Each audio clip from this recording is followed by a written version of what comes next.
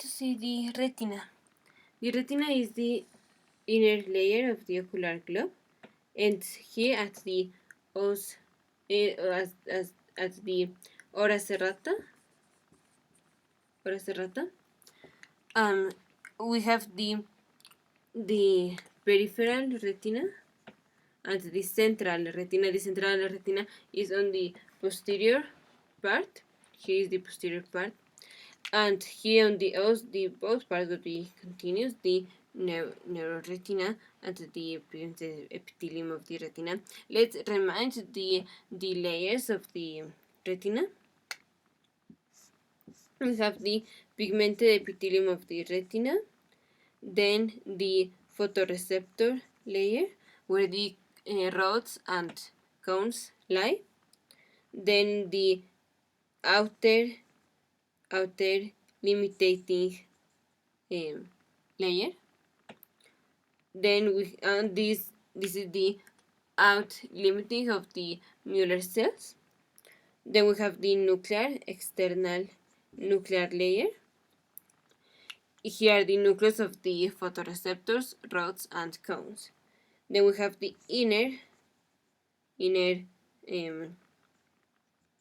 the outer plexiform, where the synapses between the photoreceptors and bipolar cells occur, and also the scattered cells that include the amacrine cells and horizontal cells. Then the inner nuclear. So here we have now the nucleus of the bipolar amacrine horizontal cells.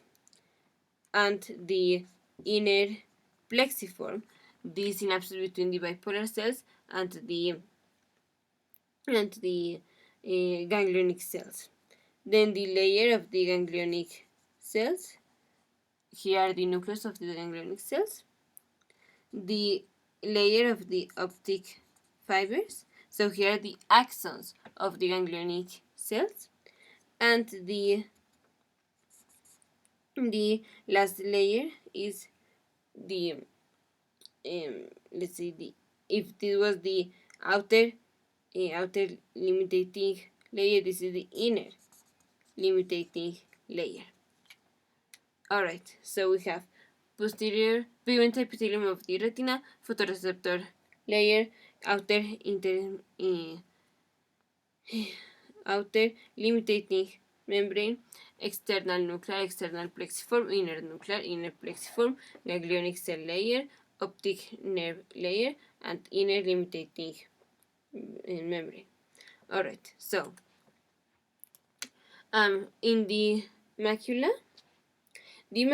is the central part of the posterior retina. Here we have the macula. Now the macula is a little bit yellow in appearance, more yellow than the surround retina macula. And here we have a arrangement of the ganglionic cells. We will have just only one layer of ganglionic cells on the macula. So let's say this is the macula. Now we're going to see it as this, and I will do a cross section in order to see the macula. So this is all this is the macula. Let's say all of this is the macula. Or actually, let me do it here. Well, let's say all of this is the macula. The central part is the fovea. And the fovea contains a thin external nuclear layer and plexiform layer. So this is the fovea. The fovea helps us to agudize the visuality, so to have the visual acuity. Around the fovea is the perifovea, and around it is the parafovea. In the center of the fovea, we have the foveola, and a spot in the center is the umbo. Alright, so in the macula, this is a little bit yellow in comparison to the other. And in the fovea is where we have more proportion or the greater proportion of cones to rods. There are no rods and to cones. So because we have no rods there, the outer nuclear layer would be thin, and the fovea helps us in the acuity of the vision because we are just getting with the cones, and the cones are functioning with light and with colors. Alright, now, together with the macula, or at the other side, we have the optic disc. Here is the optic disc, and this is where the optic nerve is coming. Optic nerve, the arterial, retinal artery, and the retinal vein. So here at the optic nerve, we have no photoreceptors there, so that's our blind spot. You could say optic disc or papilla. The retinal artery comes here and is going to divide into a temporal and nasal artery, and each one of these is going to divide into superior and inferior arteries.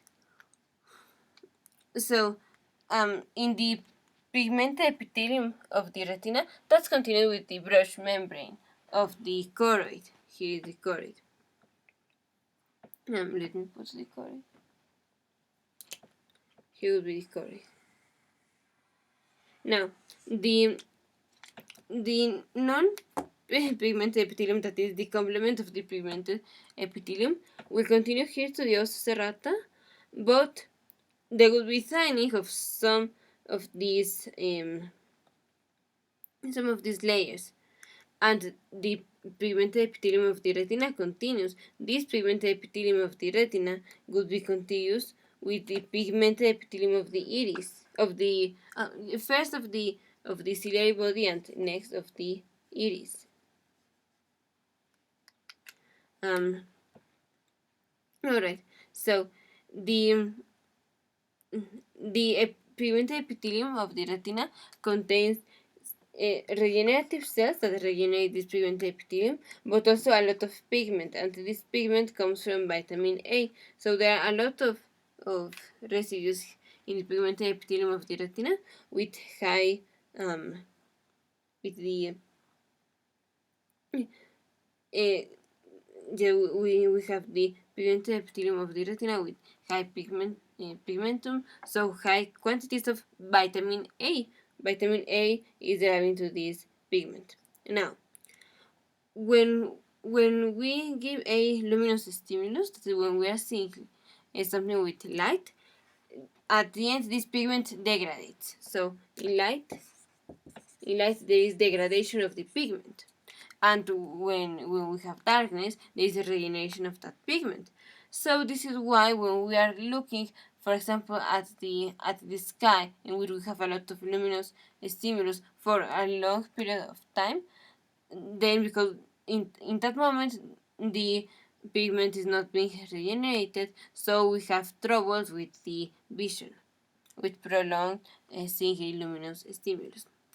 So this was the overview of the retina. Now in the next video, we will do the integration between the layers of the ocular globe.